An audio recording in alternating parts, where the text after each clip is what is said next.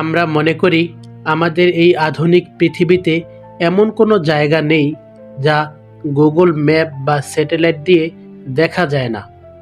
কিন্তু আপনি কি জানেন, পৃথিবীর প্রায় ৩১% জায়গা জুড়ে থাকা এই জঙ্গলগুলোর গভীরে এমন সব ঘটনা ঘটে যা আজও বিজ্ঞানীদের কপালে ভাঁজ ফেলে দেয়।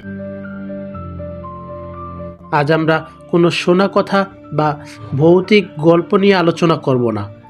আজ আমরা কথা বলবো পৃথিবীর 5টি এমন জঙ্গল নিয়ে যেখানকার অদ্ভুত ঘটনাগুলো বিজ্ঞান দ্বারা প্রমাণিত, কিন্তু আজও আমাদের বিস্ময়ের শেষ নেই। চলুন শুরু করা যাক রহস্য আর বিজ্ঞানের এক অনন্য যাত্রা।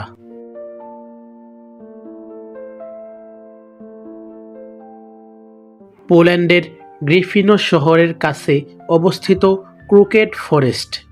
এখানকার প্রায় 400টি পাইপ গাছ মাটি থেকে প্রায় 90 ডিগ্রি কোণে উত্তর দিকে বাঁকানো, এরপর সেগুলো আবার স্বাভাবিকভাবে উপরের দিকে উঠেছে।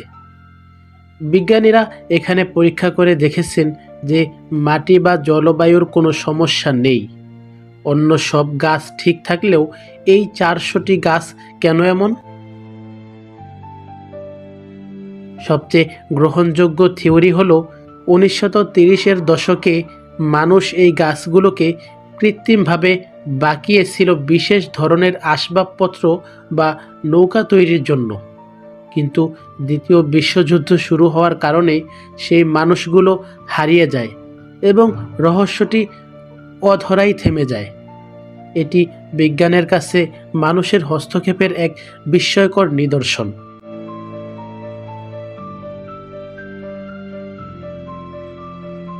সাধারণ জঙ্গল থাকে মাটির উপরে, কিন্তু কাজাখস্তানের তিয়ান শান পর্বতে এমন একটি লেক আছে যার ভেতরে আস্ত একটি জঙ্গল দাঁড়িয়ে আছে। একে বলা হয় শানকেল ফরেস্ট। উৎপত্তি 1911 সালে এক বিশাল ভূমিকম্পের ফলে পাহাড়ে ধস নামে এবং একটি প্রাকৃতিকভাবে বাঁধ তৈরি হয়। সেখানে বৃষ্টির পানি জমে এই লেকটি তৈরি হয়। আশ্চর্যের বিষয় হলো, গত 100 বছরেও পানির নিচে এই গাছগুলো পচে যায়নি।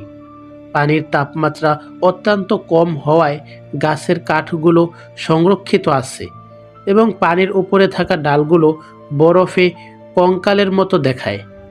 এটি এক অনন্য ইকোসিস্টেমের উদাহরণ।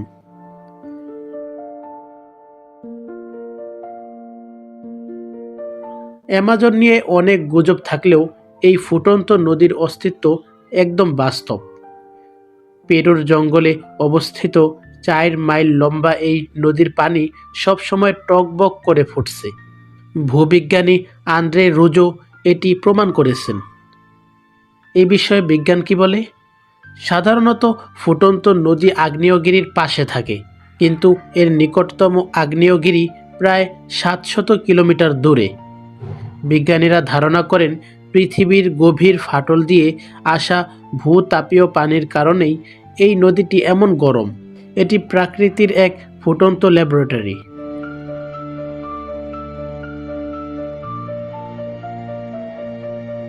অস্ট্রেলিয়ার কুইন্সল্যান্ডে অবস্থিত এই জঙ্গলটি 180 মিলিয়ন বছরের পুরনো।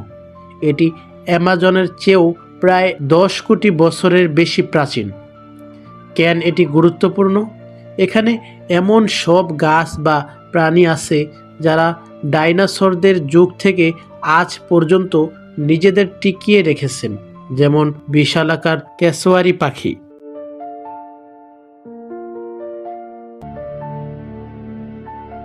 বৈজ্ঞানিক গুরুত্ব। এই জঙ্গলটি বিবর্তনের এক জ্যান্ত দলিল। এখানকার ইকোসিস্টেম ডাইনোসরদের বিলুপ্ত হওয়া থেকে শুরু করে বরফ যুগ পর্যন্ত সব কিছুর সাক্ষী। এই জঙ্গলে গেলে আপনার মনে হবে আপনি টাইম মেশিন করে কয়েক কোটি বছর পিছনে চলে গেছেন।